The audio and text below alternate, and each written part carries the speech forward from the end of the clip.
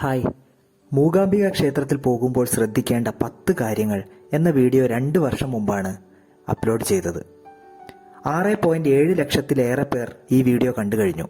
ധാരാളം പേർക്ക് ഈ വീഡിയോ ഉപകാരപ്രദമായെന്നറിഞ്ഞതിൽ സന്തോഷം. ഈ വീഡിയോയുടെ കമന്റ് സെക്ഷനിൽ ഒട്ടേറെ പേർ ചോദിച്ച ചില പതിവ് സംശയങ്ങളുണ്ട്. അവയ്ക്ക് മറുപടി നൽകുന്നതിന് വേണ്ടി കുറച്ച് വീഡിയോകൾ തുടർച്ചയായി അപ്ലോഡ് ചെയ്യുകയാണ്. മൂകാംബികയിലേക്ക് പോകാൻ ഒരുങ്ങുന്നവർക്ക് ഇവ പ്രയോജനപ്പെടുമെന്ന് കരുതുന്നു. ദിസ് ചാനൽ ആദ്യമായി കാണുന്നവർ ചാനൽ സബ്സ്ക്രൈബ് ചെയ്യുക. നോട്ടിഫിക്കേഷനുകൾക്കായി ബെൽ ഐക്കണും ക്ലിക്ക് ചെയ്യുക. വ്യത്യസ്ത യാത്രാ വിവരങ്ങൾക്കും വീഡിയോകൾക്കും ജോയിൻ ബട്ടൺ ക്ലിക്ക് ചെയ്ത് ചാനൽ മെമ്പർഷിപ്പ് എടുക്കാം.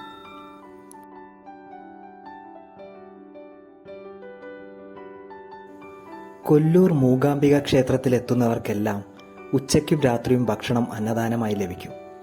എന്നാൽ അന്നദാനത്തെക്കുറിച്ച് ധാരാളം സംശയങ്ങൾ പലരും ചോദിക്കാറുണ്ട്.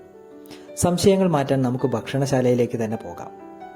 ക്ഷേത്ര മതിൽക്കെട്ടിനുള്ളിലെ കൗണ്ടറിന് സമീപം തന്നെ ഭക്ഷണശാലയിലേക്കുള്ള വഴിയെന്ന് എഴുതി വെച്ചിരിക്കുന്നത് കാണാം. അതിലൂടെ നടന്നാൽ തൊട്ടപ്പുറത്തുള്ള കെട്ടിടത്തിലേക്കുള്ള വഴിയിലെത്താം. ഭക്ഷണം പാകം ചെയ്യുന്നതും വിതരണം ചെയ്യുന്നതും ആ കെട്ടിടത്തിലാണ്. അന്നദാനത്തിന് പ്രത്യേക ടോക്കൺ എടുക്കണമോ എന്ന സംശയം പലർക്കുമുണ്ട്. ഭക്ഷണത്തിനായി പ്രത്യേക ടോക്കണിൻ്റെയോ രശീതിയുടെയോ ആവശ്യമില്ല. സമയത്തെത്തുന്നവർക്കെല്ലാം ഭക്ഷണം ലഭിക്കും. ഇനി അന്നദാനത്തിന് സംഭാവന നൽകാൻ താല്പര്യമുണ്ടെങ്കിൽ അത് കൗണ്ടറിൽ ഏൽപ്പിക്കാം. അതിന് രശീതിയും പൂജയുടെ പ്രസാദവും ലഭിക്കും.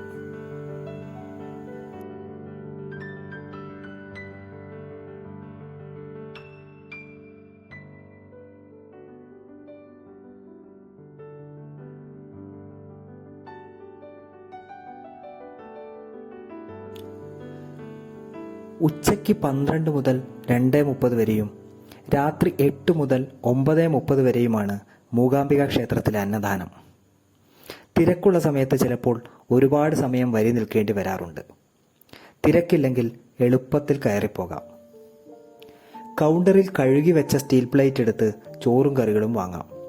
അന്നദാനമാണ്, വലിയ സദ്യയൊന്നും പ്രതീക്ഷിക്കരുത്. പച്ചരിയുടെ ചോറും രസം പോലുള്ള ഒരു ഒഴിച്ചുകൂട്ടാനും മസാലക്കറി പോലുള്ള ഒരു സൈഡ് ഡിഷുമാണ് ആദ്യം ലഭിക്കുക. മോരും കുടിവെള്ളവും ഉച്ചയ്ക്കാണെങ്കിൽ പായസവും തൊട്ടപ്പുറത്തെ കൗണ്ടറിൽ നിന്ന് ലഭിക്കും. ചോറും കറികളും വേണമെങ്കിൽ വീണ്ടും വാങ്ങിക്കാം. വിരലിൽ എണ്ണാവുന്ന ബെഞ്ചും മേശയും മാത്രമേ ഉണ്ടാകൂ.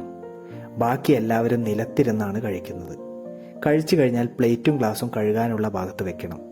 അതിനുശേഷം കൈ കഴുകി പുറത്തേക്ക് പോകാം.